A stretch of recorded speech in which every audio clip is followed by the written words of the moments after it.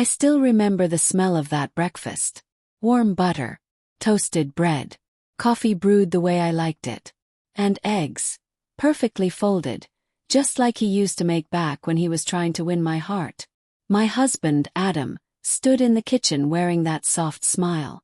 The same smile that used to make me feel safe. "Good morning, babe," he said, setting the plate down like it was a gift. "I wanted to do something special for you. I should have felt loved. But instead, my stomach tightened. You know that feeling when something looks right, sounds right, but your body doesn't believe it? That was me. Because Adam hadn't made me breakfast in years. Not once. Not on my birthdays. Not on our anniversaries.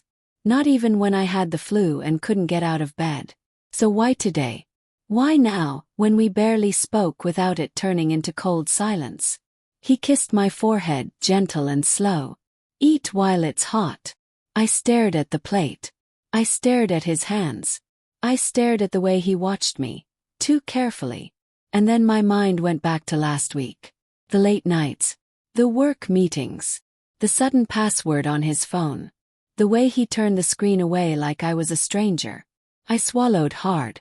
Adam sat across from me and picked up his coffee. But he didn't drink. He just waited. Like he was waiting for a signal. For a result. I forced a smile.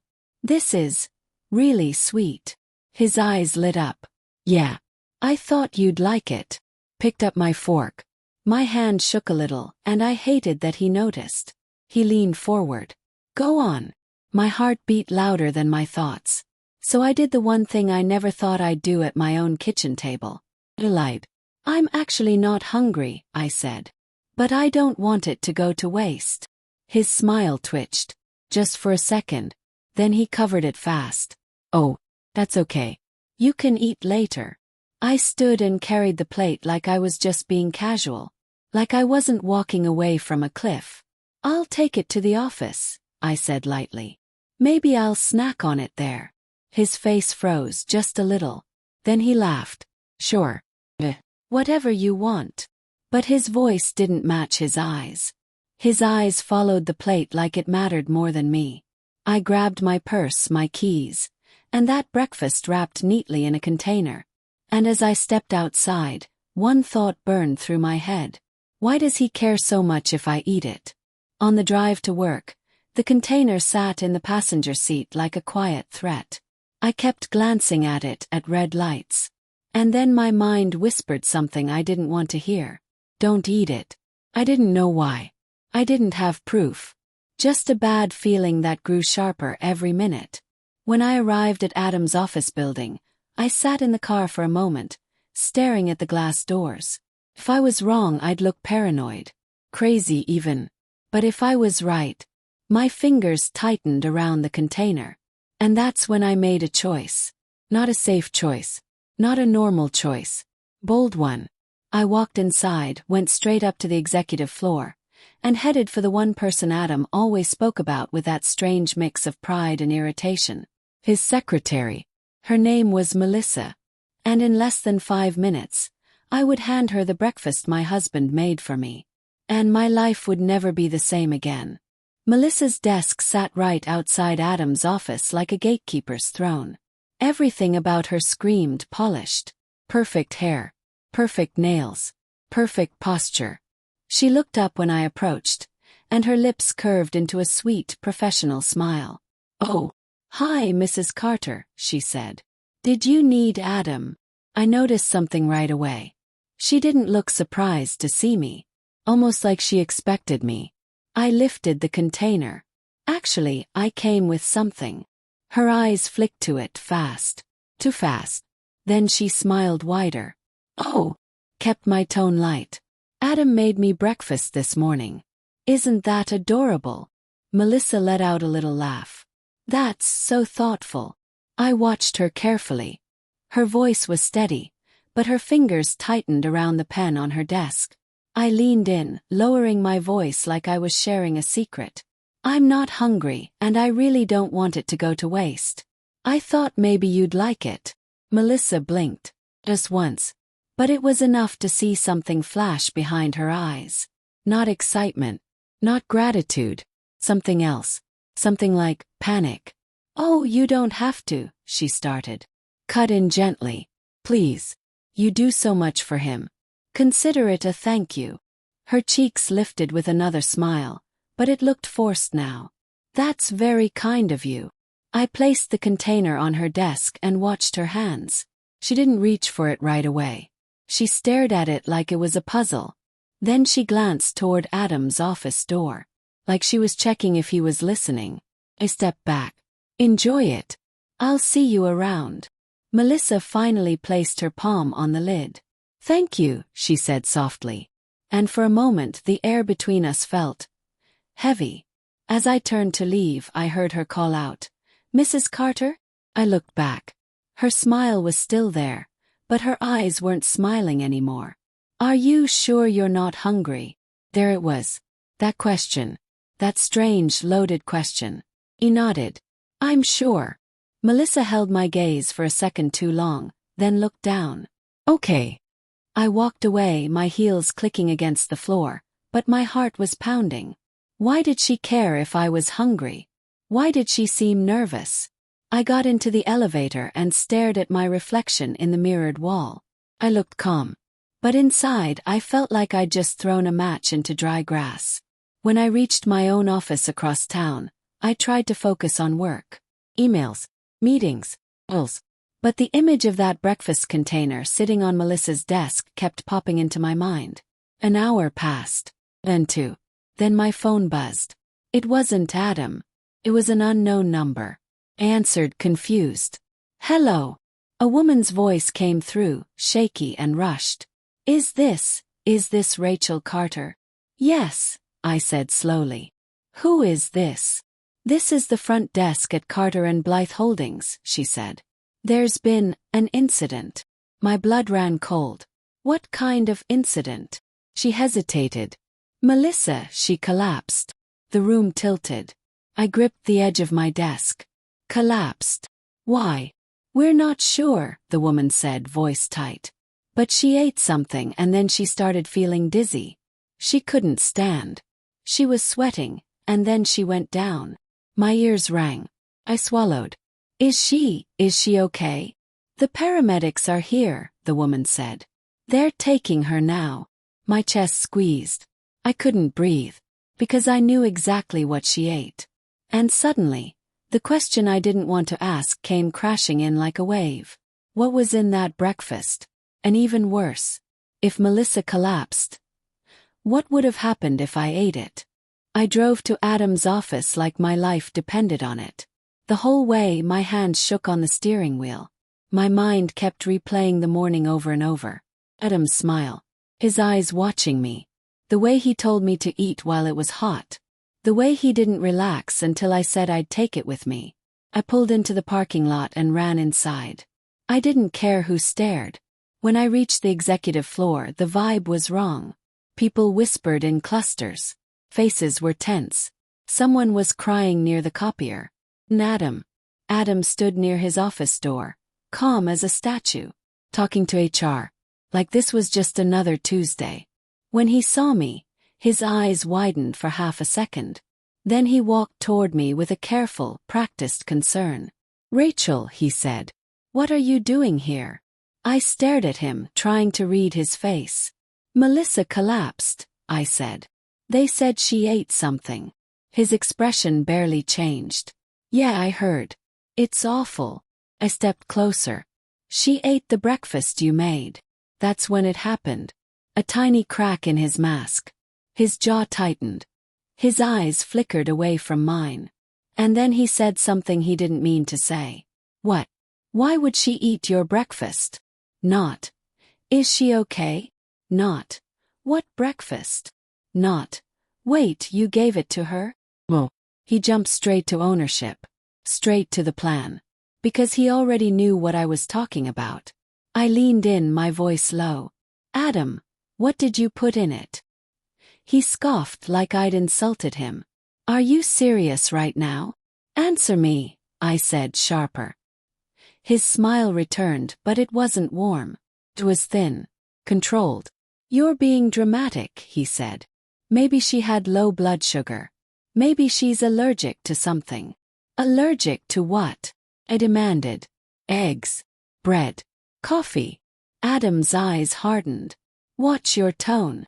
My whole body buzzed with anger and fear.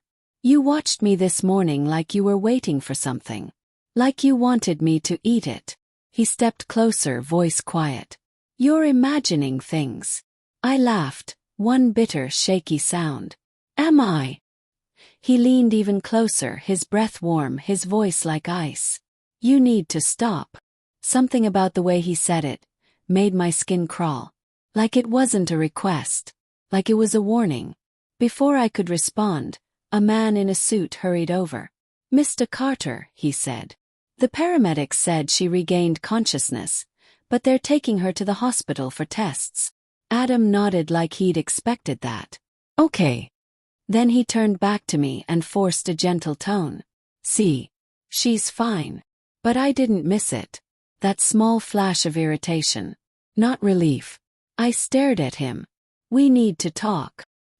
His smile stayed, but his eyes warned me. Not here.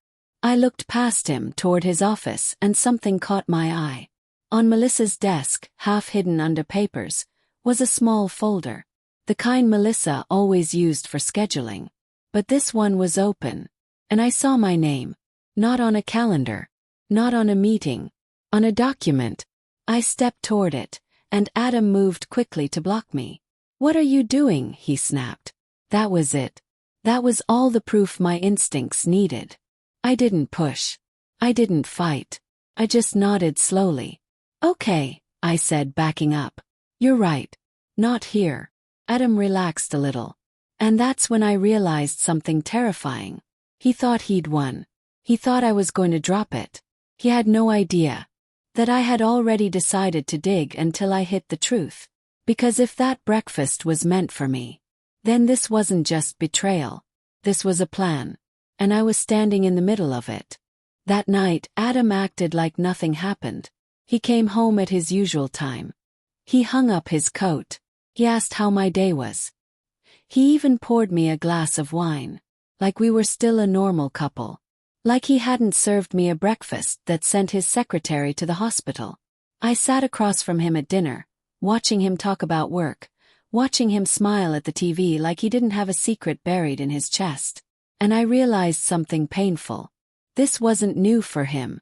He was good at lying. He had practice. When he went upstairs to shower, I stayed at the table, holding my phone. I wanted to call the hospital. I wanted to ask if Melissa was okay. But I didn't. Instead, I opened something else. Our shared finances. Because if this was a plan, it wouldn't stop at breakfast. Plans always had steps. And when I looked, my stomach dropped. There were transfers I didn't recognize. Small amounts at first spread out. Then bigger ones. Money moving into an account I had never seen before. An account under Adam's name only. My hands went cold. Then I checked something else. A folder on our home computer that Adam thought I couldn't access because he set a password. But Adam didn't know something. I used to work in IT before I switched careers. And people like Adam always made the same mistake. They thought private meant untouchable. Within minutes I was in. And what I found made my throat tighten. Emails. Not just business emails. Messages between Adam and Melissa. They weren't hiding it. They weren't even careful. Can't wait to see you again, Melissa wrote. You looked amazing today, Adam replied. And then, the message that made my blood turn to ice. Melissa, are you sure she'll eat it? Adam. She always eats what I make. She trusts me. If not, we'll adjust. Melissa. And then what? Adam. Then she'll look unstable. The doctor notes the panic, the episode. It'll help in court. I stared at the screen like it was burning. Court. What court? Then I saw a document attached. Draft. Legal draft. Divorce filing. Prepared, dated, ready. And next to it, custody plan. They weren't just cheating. They weren't just having an affair. They were building a story. A story where I was unstable. A story where Adam was the concerned husband. A story where he walked away with our home, our savings, and most importantly, our daughter, Lily, years old, bright eyes, big heart, still believed her dad was a hero. My vision blurred with tears. I covered my mouth to stop myself from making a sound. Upstairs the shower ran. Adam was humming like he had nothing to fear. I sat there in the glow of the screen, reading the messages again and again. And suddenly, the breakfast wasn't just suspicious. It was part of a bigger game. A game where he planned to break me, label me, and take everything from me. And then I remembered Melissa's question that morning. Are you sure you're not hungry?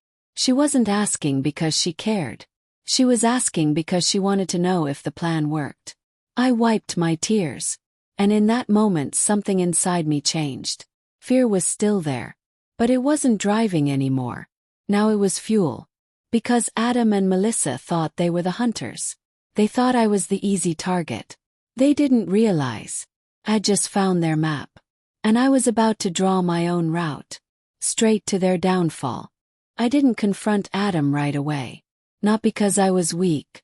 'Cause I was smart. When someone is trying to trap you, you don't scream and run. You act calm. You let them believe their story is working. So for the next 2 weeks, I became the version of me Adam was trying to create. The confused wife. The tired wife. The emotional wife. Sighed more. Asked fewer questions. I let him think I was slipping. And every time I did, I watched him. Adam's confidence grew like a weed. He started leaving his phone face up again. He started making casual comments like, "You've been stressed lately." He even said one night at dinner, "Maybe you should talk to someone. Like a therapist." He said it softly, pretending to care. But his eyes were watching for a reaction. He wanted me to snap. He wanted me to look unstable. So I gave him just enough. Not too much. Just enough to keep him comfortable. Meanwhile, I was building something of my own. I contacted a lawyer quietly. A woman named Denise who didn't smile much, but her eyes were sharp like a blade. I showed her the emails, the transfers, the documents. She didn't gasp. She didn't panic. She just nodded slowly and said, "We're going to handle this carefully." Then she looked at me and asked, "Do you want revenge? Or do you want justice?" I stared back. "Both." Denise leaned in. "Then we don't rush. We collect. We document. We set a trap they can't deny." So that's what we did. We gathered evidence of the affair. We tracked the money. We saved every message. And then Denise suggested something that made my stomach flip. "You need to get them talking," she said. "Talking about the plan. Talking about what they tried to do. Talking about court." "How?" I asked. Denise's eyes were calm. "You're going to give them a reason to get careless." So I did. I started mentioning casually that I was thinking about expanding my personal investment account, that my father might leave me money soon, that I was considering signing some assets under Adam's management, for convenience. Adam's eyes lit up every time. He started acting extra sweet. Flowers, compliments, date nights. It was like watching a man rehearse kindness for a role. And then I took it one step further. I invited Melissa to our home. I invited the woman sleeping with my husband into my living room. I did it with a smile so steady it shocked even me. "Melissa has been through a lot," Adam said, pretending to be concerned. "Maybe we should check on her." "Oh, absolutely," I said. "Invite her over for dinner." Adam looked surprised, then pleased. He thought I was surrendering. He thought I was blind. Melissa arrived 2 nights later, wearing a simple dress, hair perfect again, that same polished smile. She hugged me lightly like we were friends. "My goodness, Rachel," she said. "You didn't have to do this." "I wanted to," I replied smoothly. "We're family in a way, aren't we? You're with Adam all day." Melissa laughed awkwardly and glanced at Adam. He smiled at her when he thought I wasn't looking. But I was looking. I saw everything. Over dinner I played my part. I talked about stress. I talked about sleep trouble. I even joked, Sometimes I feel like I'm losing my mind. Adam's hand squeezed my knee under the table. A warning. Or a celebration. Melissa's eyes gleamed for a second. Then she said something sweet and fake. You're not losing your mind. You're just overwhelmed. I leaned in, voice soft. Do you ever feel guilty, Melissa? She blinked. Guilty? About anything, I said, letting the word hang. Melissa's smile tightened. I try to live with no regrets. Adam cleared his throat. Dessert. Understood. I'll get it. And as I walked to the kitchen, my phone in my apron pocket recorded every word.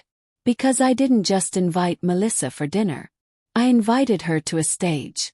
And tonight, I was the director.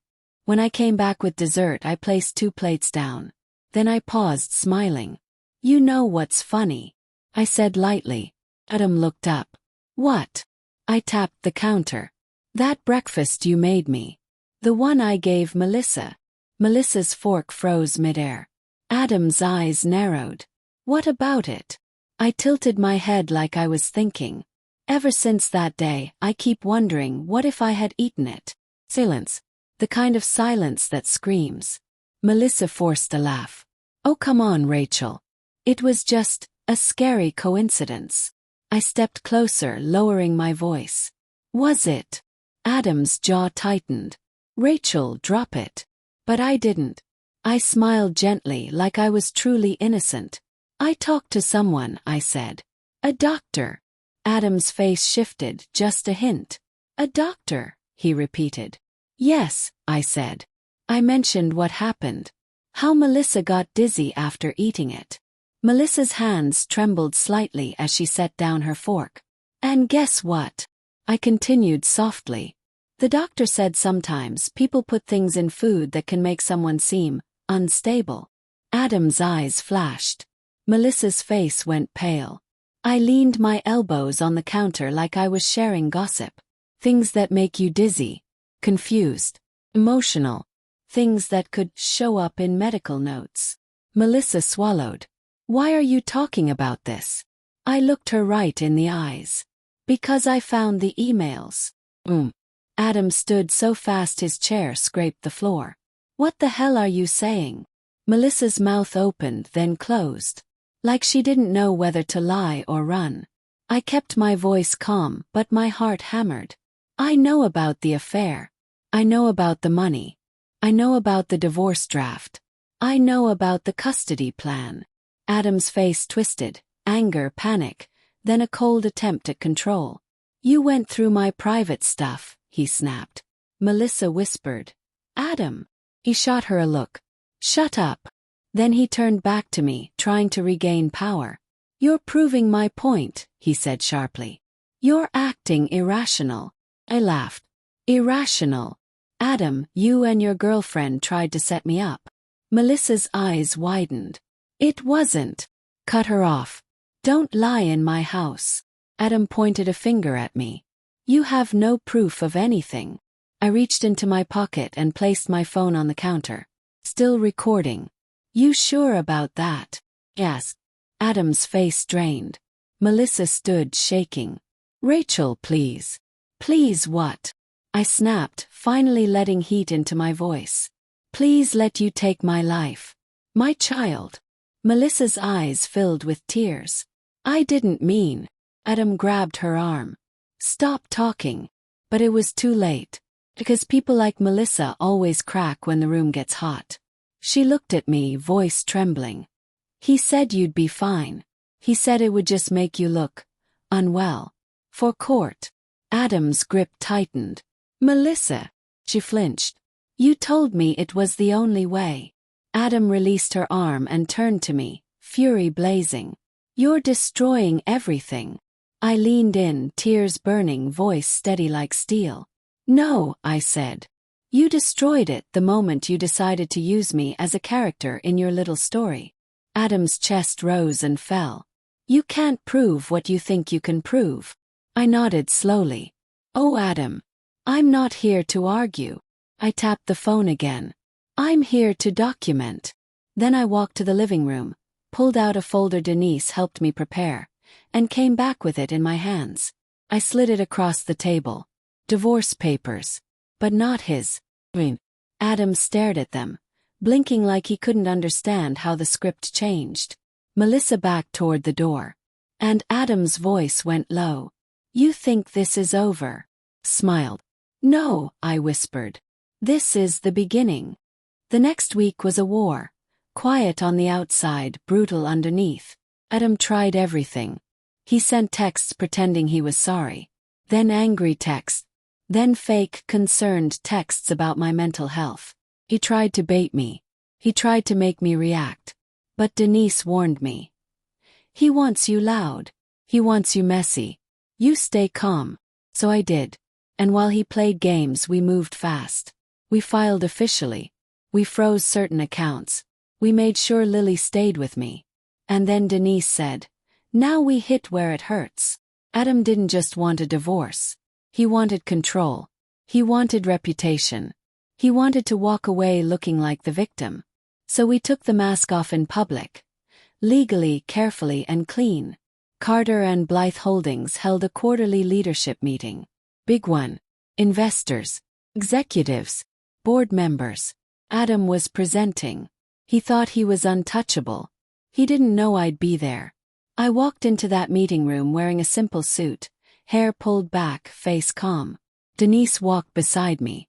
Adam was mid-sentence when his eyes landed on me. He paused. Just a fraction of a second. But in that room everyone noticed.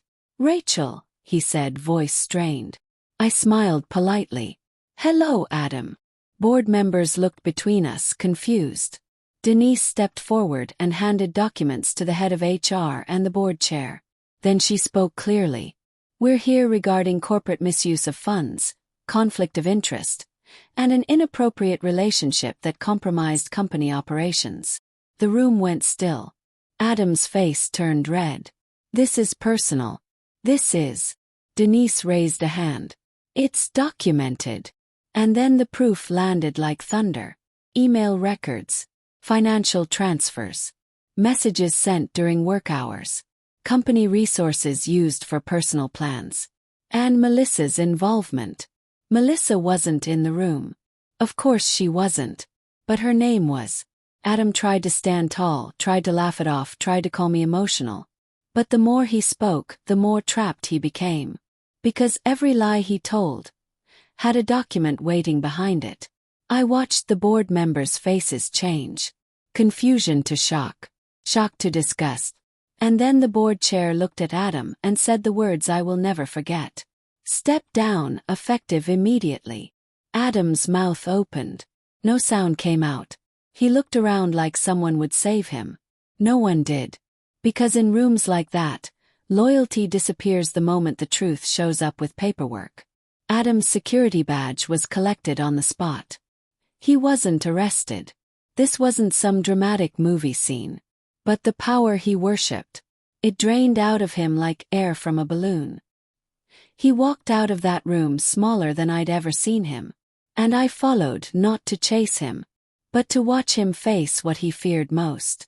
Not losing me. Not losing the marriage. Losing the image.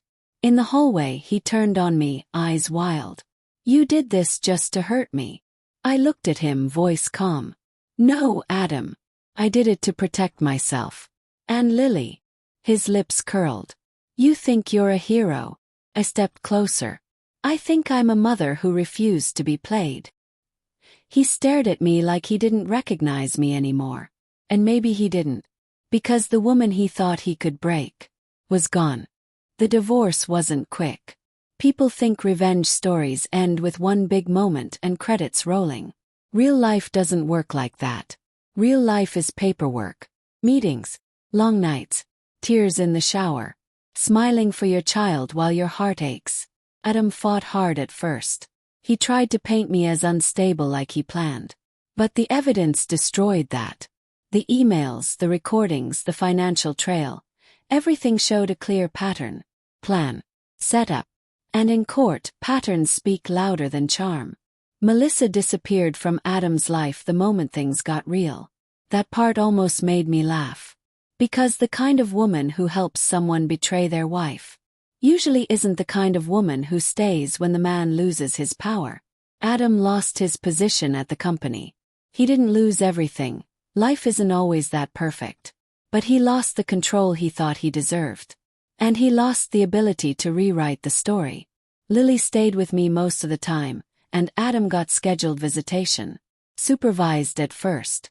Then adjusted later based on behavior and progress. And that was the hardest part for me.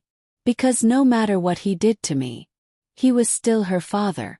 And I had to learn the difference between protecting my child and poisoning her heart with my pain. Some nights Lily would ask, "Why don't you and Daddy live together?" And I'd pull her close and say, "Sometimes adults make choices that hurt others. And when that happens, we need space to heal." She'd nod like she understood, even if she didn't. And then she'd whisper, "Are you okay, Mommy?" And that's when the tears would come, quiet behind a smile. But here's what I learned. Betrayal doesn't always show up as yelling or obvious cruelty. Sometimes it shows up as breakfast, a warm plate, sweet smile, a gentle kiss on the forehead. Sometimes betrayal wears the costume of love. And that's why trusting your instincts matters. That morning I didn't have proof. I didn't have a lab test. I didn't have a confession. I only had a feeling, a quiet alarm in my chest that said something is wrong. And if I had ignored it, my life could have gone in a very different direction. People ask me now, "Do you regret giving the breakfast to Melissa?" I don't feel proud of what happened to her. I never wanted anyone to get hurt. But I'll say this honestly. That moment revealed the truth, cracked open the lie. And it saved me from being the one who paid the price for someone else's plan. The biggest lesson. Never ignore the way someone watches you when they think you don't notice. Never ignore the way love suddenly appears when it benefits them. And never let anyone convince you that your calm strength is crazy, just because it scares them. Because when someone tries to break you quietly, sometimes the strongest revenge is simple. You stay alive in every way that matters. You stay smart. You stay steady. And you expose the truth so clearly. They can't talk their way out of it. Adam tried to write my ending. But I picked up the pen. And I wrote something better. Not just revenge. Not just justice. Freedom. And if you're listening to this and you're in a situation where your gut is screaming, please hear me. That voice inside you isn't paranoia. Sometimes, it's protection. And it might be the one thing that saves your whole life.